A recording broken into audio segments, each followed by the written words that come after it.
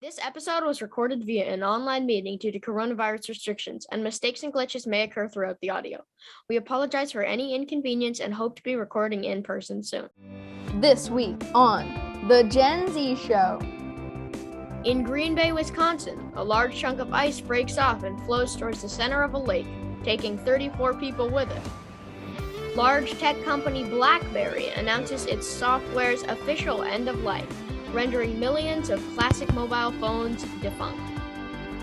Chaotic fuel protests in Kazakhstan spark great international unrest. And finally, we celebrate the 233rd anniversary of the first ever United States presidential election. All of this and more coming up on The Gen Z Show.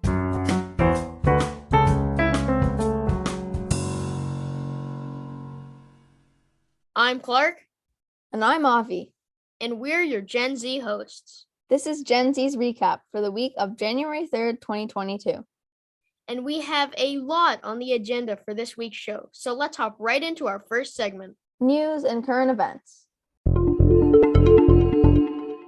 On January 9th, at least 34 people were rescued after being stranded on a large chunk of floating ice off the shore of Point Comfort in Green Bay, Wisconsin, according to the Brown County Sheriff's Office.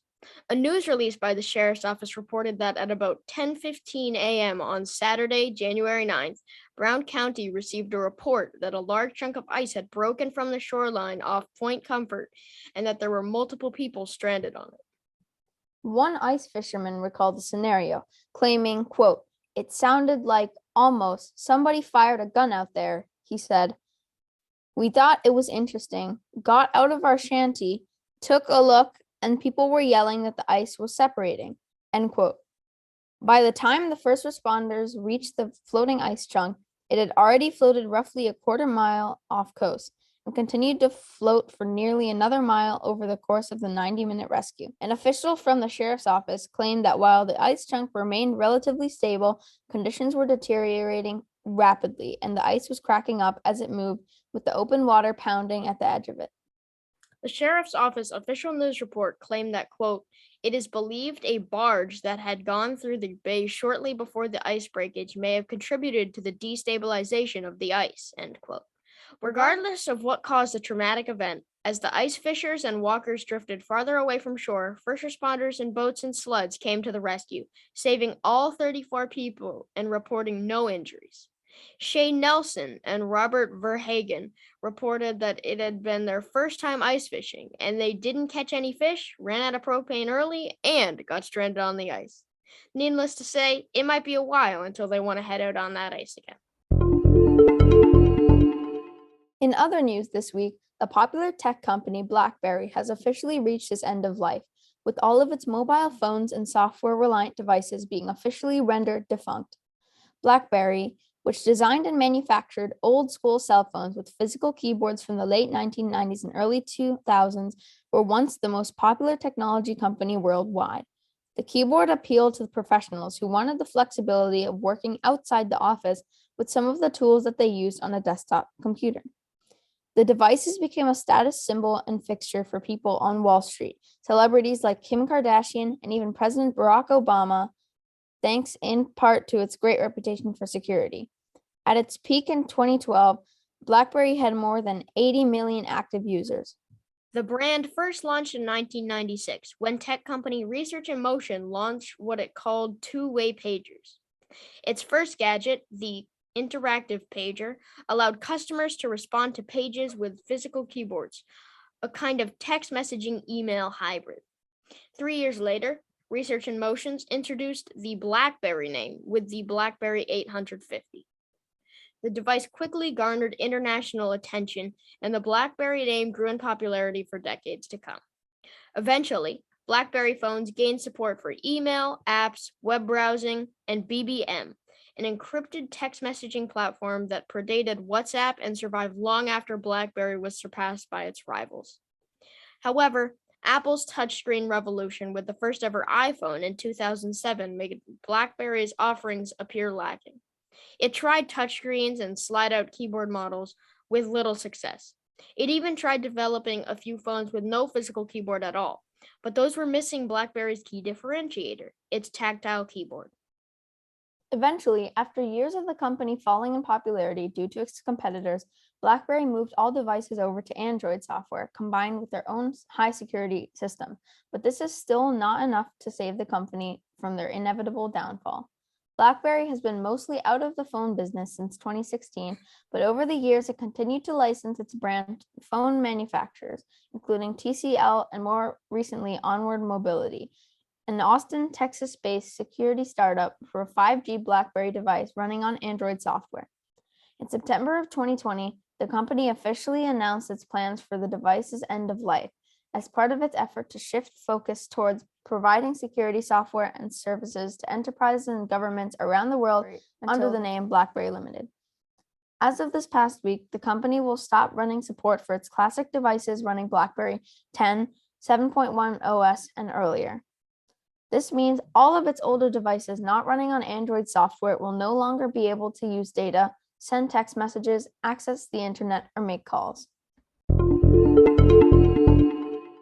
And now, for the final segment of this week's news and current events, let's take a look into the large movement of unrest within the Central Asian country of Kazakhstan. As of Sunday, January 9th, 2022, at least 164 people have been killed, and over 6,000 have been arrested and detained. All of this sprouts from the recent protests against the large spike in fuel prices in the nation, which started in the first week of 22, and have now launched into several full-fledged riots across the country. The riots are an attempt of the citizens to reflect great discontent towards the government and former President Nursultan Nazarbayev, who led Kazakhstan for 3 decades and is still thought to retain significant influence in the country. Last week, troops from several neighboring countries, including Russia, were sent to Kazakhstan to help restore order. In Kazakhstan's capital of Nur-Sultan, there are obvious signs that security has been tightened, says the BBC's Steve Rosenberg, with the entrance to the city's presidential palace blocked. Along with this, there is a growing suggestion that the recent violence is linked to a power struggle within Kazakhstan's ruling elite. The majority of the fatalities linked to the riots have been reportedly in the city of Almaty, where the majority of protesters are currently taking place. The security forces said they killed rioters in Almaty while trying to restore order and that protesters had tried to take control of public police stations in the city. President Kassym-Jomart Tokayev said 20,000 bandits had attacked Almaty and that he told security forces to fire without warning. U.S. Secretary of State Antony Blinken on Sunday criticized the president's actions, telling ABC News that, quote, "The shoot-to-kill order, to the extent it exists, is wrong and should be rescinded," end quote. He also said that the U.S. was also seeking clarification from the Kazakh president on why he had requested the president. On Saturday, January 8th, the Kazakh president reportedly went missing for several hours, and the nation's former intelligence chief, Karim Masimov, has been arrested for several accounts of treason.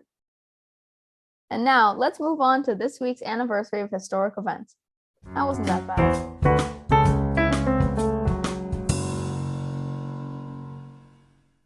This week, we celebrate the 233rd anniversary of the United States' first ever presidential election. The United States Congress officially recognizes January 7th, 1789 as the final date in which states were able to select electors for the country's first ever presidential election. A month later, on February 4th, George Washington was elected president by state electors and sworn into office on April 30th, 1789.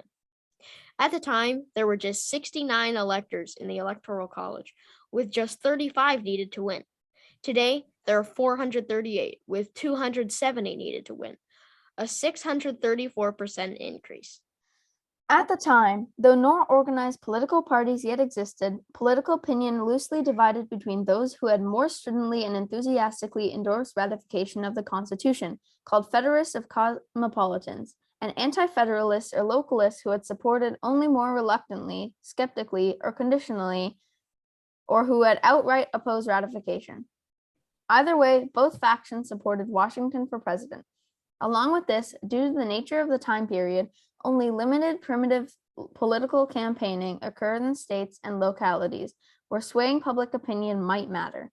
For example, in Maryland, a state with the statewide popular vote, Unofficial parties campaigned locally, advertising.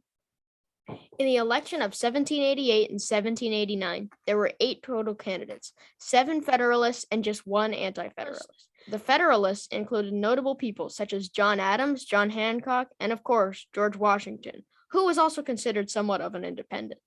And the Anti-Federalist candidate was George Clinton of New York. Because no nomination process existed at the time of planning, the framers of the Constitution automatically assumed that Washington would be automatically elected president unopposed. In the election, a very low voter turnout appeared, with just 1.8% of legally eligible potential voters actually participating. In the popular vote, 39,000 people voted for a Federalist candidate, while just 4,000 voted for an Anti-Federalist. But regardless of the spread, George Washington won with all 69 electors and 100% of the electoral votes.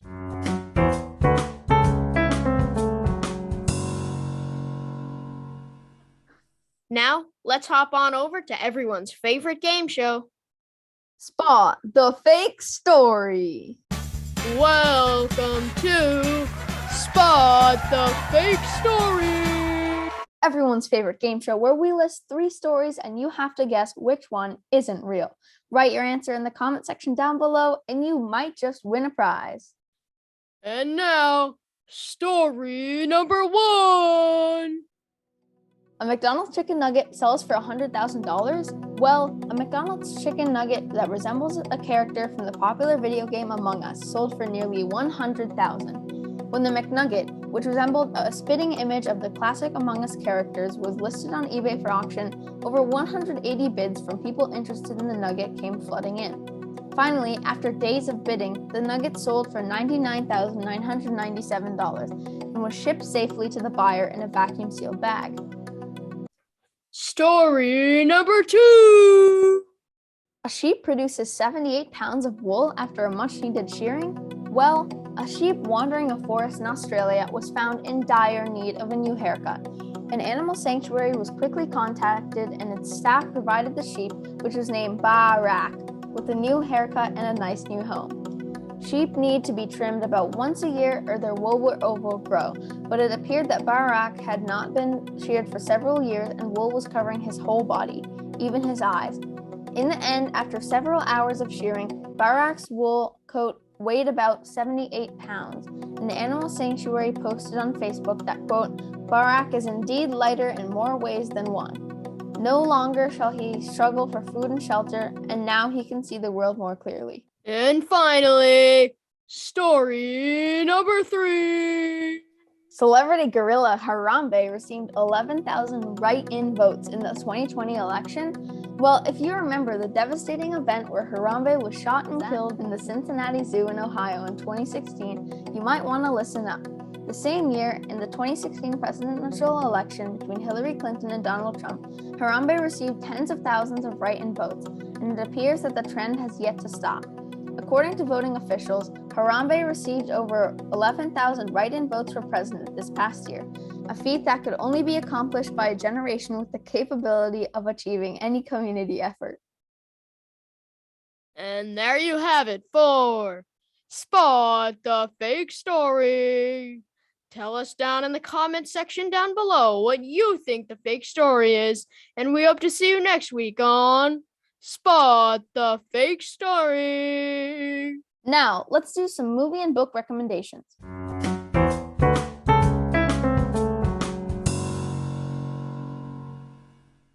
Watch Sing 2, the sequel to the hit animated movie Sing, available on YouTube TV, Apple TV, Amazon Prime Video, and in theaters now. Watch Rumble, a new animated film about a world where tame monsters play sports, available exclusively on Amazon Prime Video. Watch Dragons, The 9 Realms, a new animated series similar to the hit movie series How to Train Your Dragon, but set 1,300 years later. Read the IQ book series, a series of fiction novels about the son of 2 famous rock musicians by Roland Smith. Read Here's to Us, the sequel to the New York Times best-selling novel What If It's Us by Adam Silvera and Becky Albertalli.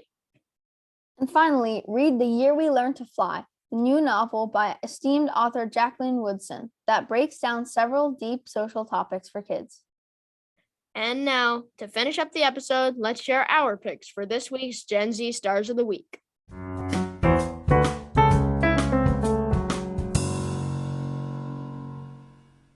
This week, my Gen Z Star of the Week is 17-year-old Aliyah Logan, a Jamaican-American activist and advocate who works to empower African-American youth due to her own experiences growing up in the New York City public school system. After being made aware of the scary school-to-prison pipeline that serves as a massive figure in many predominantly African-American communities in the United States, Logan made it her mission to stop this biased and negative system. Aliyah Logan served as an activist against policies such as those that encourage police presence at schools, employ harsh tactics like physical restraint, and push automatic punishments that result in suspensions and out-of-class time, which are all massive contributors to the school-to-prison pipeline. Now a senior in high school, Aliyah continues to advocate for African-American youth and change the bias in American education systems. And my pick for this week's Gen Z Star of the Week is Ray Whipley. Ray is a teenager and founder of Ray United FC, an organization dedicated to creating soccer opportunities in Uganda. At 10 years old, Ray accompanied his mother on a work trip to Uganda, where he was shocked by the conditions that people were meant to play soccer in, and immediately took action to improve it. Through his love for soccer, he has noticed how the power of the sport breaks through any problematic linguistic and cultural barriers and has helped over 2,000 children in rural Uganda. As a fellow soccer player, I have a huge amount of respect for Ray and what he is doing. Keep it up. And there you have it for this week's Gen Z Stars of the Week. Remember, if you want to nominate someone to be the next Gen Z Star of the Week, feel free to put the person's name and a description of them in the comment section below, or use the Google form in the show notes to nominate. And there you have it. That is our weekly recap for the week of January 3rd, 2022 by The Gen Z Show. Please be sure to subscribe to the podcast and like the episode if you enjoyed. Happy listening!